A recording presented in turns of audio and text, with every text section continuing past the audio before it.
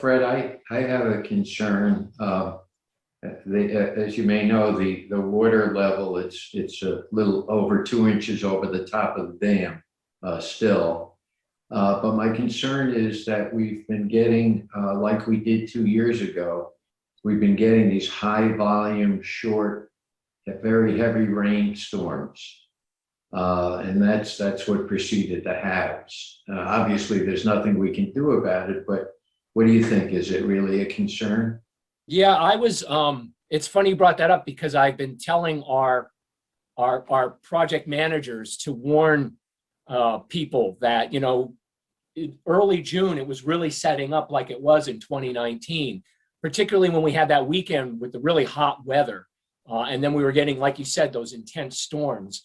But what we're seeing, at least for now, is, and it's not just Lake Hopatcong, it's other lakes in Pennsylvania, New York, New Jersey.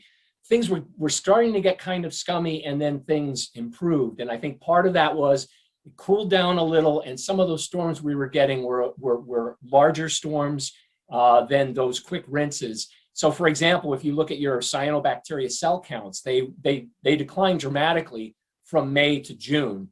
So I'd say right now we're in a pretty good spot, but like you said, that can change very quickly, based on the weather. So we're keeping an eye on it. I mean, the weather, we're not supposed to get into an intense heat wave, at least for the next 10 days.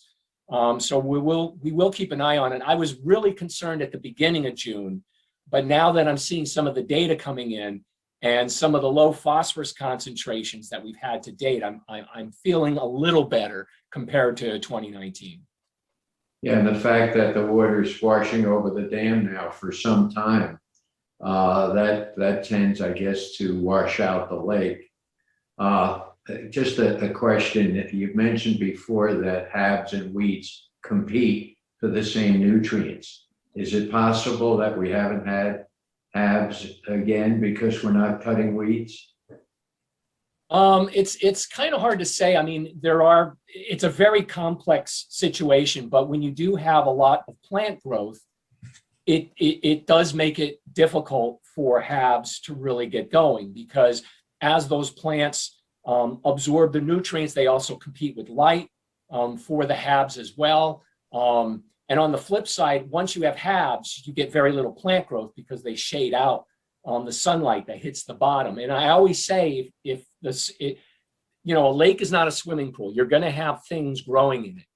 And between plants and HABs, you'd rather have the plants. I can tell you through the 2000s, when, the commission had their full-time staff, when they had people who were not only harvesting weeds, but also cleaning out catch basins with those shared service agreements with the municipalities.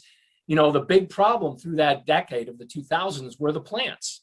And it's because, we were keeping up with the situation, and the water clarity was better. And then, as I've shown in that long-term graph, as phosphorus concentration slowly creeped up and we hit that HAB, it sort of flipped to a certain extent. So basically, you're right. There is this interaction between the two. And like I said, what we're seeing in Landing Channel, now we don't have data on the plants before we did the phosphate treatment, but our field staff just noticed quite a bit of vegetation in the Landing Channel, and yet the phosphorus concentrations in the water column are extremely low, which is good. That's what we want. That's why we did the phosphate treatment. So yeah, you're right. There is this very complex interaction between plants and algae. Thank you.